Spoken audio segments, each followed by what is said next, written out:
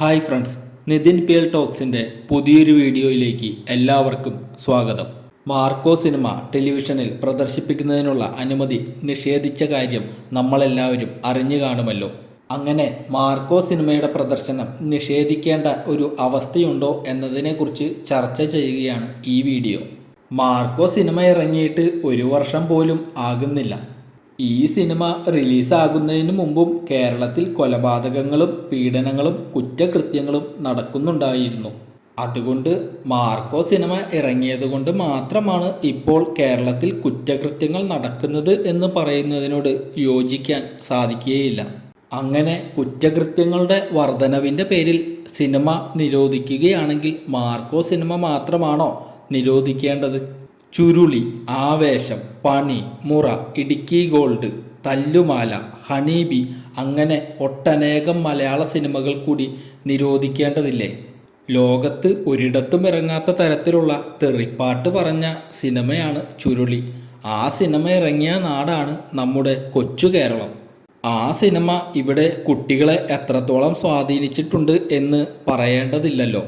വളരെ നല്ല സന്ദേശമൊന്നുമായിരുന്നില്ല ആ സിനിമ സമൂഹത്തിന് കൈമാറിയത്. സിനിമ കുട്ടികളെ സ്വാധീനിച്ചിട്ടാണ് സ്കൂളുകളിലും കോളേജുകളിലും അക്രമങ്ങൾ വർദ്ധിക്കുന്നത് എന്ന് പറയുകയാണെങ്കിൽ കുട്ടികളെ സ്വാധീനിച്ച ഒട്ടനേകം സിനിമകൾ കൂടി നമ്മൾ പറയേണ്ടി വരും. കുട്ടികളിലെ അക്രമവാസന വർദ്ധിപ്പിച്ച കുറച്ച് സിനിമകൾ ഞാൻ പറഞ്ഞു തരാം. തല്ലുമാല, ആവേശം, പണി, മുറ തുടങ്ങിയ സിനിമകൾ ഈ കൂട്ടത്തിൽ പെടുന്നതാണ്. സ്കൂളുകളിലും കോളേജുകളിലും അക്രമങ്ങൾ ഉണ്ടാകാൻ കാരണം സിനിമയാണ് എന്ന് പറയുമ്പോൾ ഈ പറഞ്ഞ സിനിമകൾ കൂടി നിരോധിക്കേണ്ടതുണ്ട്. കാരണം മാർക്കോയേക്കാൾ സ്കൂൾ കോളേജ് ക്യാമ്പസുകളിലെ അക്രമങ്ങൾക്ക് സ്വാധീനം ചെലുത്തിയ സിനിമകളാണ് ഇവ. അതുപോലെ തന്നെ നിരോധിക്കപ്പെടേണ്ട ഒരു സിനിമയാണ് ഇടുക്കി ഗോൾഡ്. കഞ്ചാവ് വലിക്കാൻ പ്രേരിപ്പിക്കുന്ന, കഞ്ചാവ് എന്തോ വലിയ സംഭവമാണെന്ന് തോന്നിപ്പിക്കുന്ന ഒരു സിനിമയായിരുന്നു ഇത്. ഈ സിനിമ കണ്ടിറങ്ങുന്ന കുട്ടികൾക്ക് ഇത് ഒരു തവണയെങ്കിലും ഉപയോഗിച്ചു നോക്കണം എന്ന തോന്നലുണ്ടാവുകയും അതിനവർ പരിശ്രമിക്കുകയും ചെയ്യും. അത് തീർച്ചയാണ്.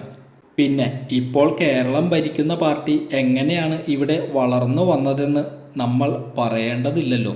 കേരളത്തിലെ ആദ്യത്തെ രാഷ്ട്രീയ കൊലപാതകം ഏത് പാർട്ടിയുടെ സംഭാവനയാണെന്ന് ഞാനിപ്പോൾ ഇവിടെ പറയുന്നില്ല.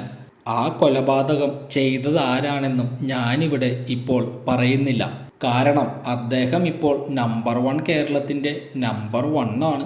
ഇതൊക്കെ കേരളത്തിൽ നമ്മുടെ സമൂഹത്തിലുണ്ടാക്കിയ സ്വാധീനം വളരെ വലുതാണ്. അങ്ങനെ കാണുന്നതെല്ലാം നിരോധിക്കുകയാണെങ്കിൽ ഏറ്റവും ആദ്യം നിരോധിക്കേണ്ടത് ഈ പാർട്ടിയെ തന്നെയാണ്.